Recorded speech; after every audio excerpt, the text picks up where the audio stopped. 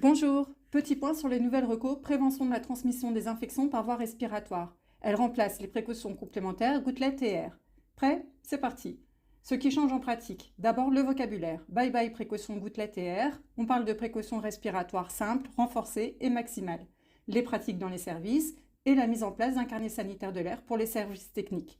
En préambule, un point sur l'orga.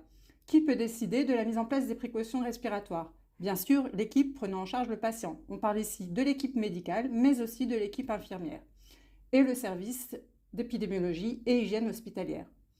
En pratique, il faudra informer le patient qu'il a une infection transmissible par voie respiratoire, lui expliquer les mesures d'hygiène nécessaires, apposer l'affiche sur la porte et mettre à disposition les EPI. On trace la mise en place effective des précautions et le fait que le patient ait été informé. Cela fait partie des indicateurs qualité HAS que l'on doit améliorer. L'ensemble des intervenants sont informés. Les protocoles et affiches sont disponibles dans BK. Entrons maintenant dans le vif du sujet. Sont impliqués dans les précautions respiratoires le patient, les professionnels et les visiteurs. Pour commencer, les précautions respiratoires simples. Elles ressemblent à nos ex-précautions gouttelettes. Les indications sont les infections respiratoires virales classiques, grippe, Covid, VRS & Co. D'autres infections virales, oreillons, rubéole et parvovirus. Des infections respiratoires bactériennes, cette fois, je cite la coqueluche. D'autres infections bactériennes, dont les méningites à méningo et la pneumocystose. Le patient, il est informé, admis dans une chambre à un lit, sensibilisé à l'hygiène des mains. Dans sa chambre, en présence d'une autre personne, il porte un masque chirurgical s'il le supporte. En l'absence de contre-indication, on préférera laisser la porte de sa chambre fermée. Quand il doit aller en consulte ou sur un plateau technique, il se désinfecte les mains et porte un masque chirurgical. S'il est compliant, il peut être autorisé à quitter sa chambre avec son masque. Le professionnel mettra son masque avant d'entrer dans la chambre. Chirurgical dans la majorité des situations, FFP2 pour les procédures générant des aérosols ou s'il est à risque de forme grave de l'infection.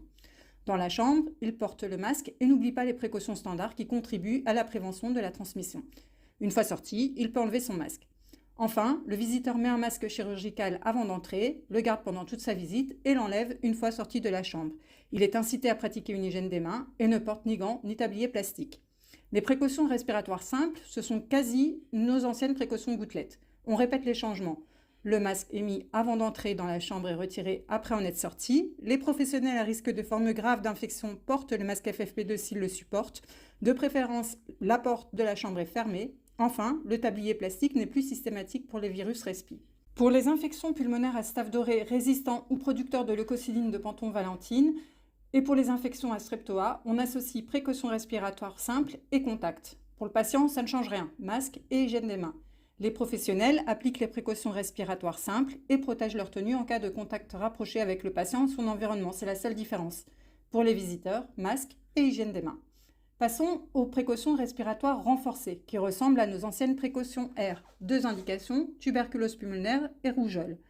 Le patient est admis en chambre seule, porte fermée, il est informé.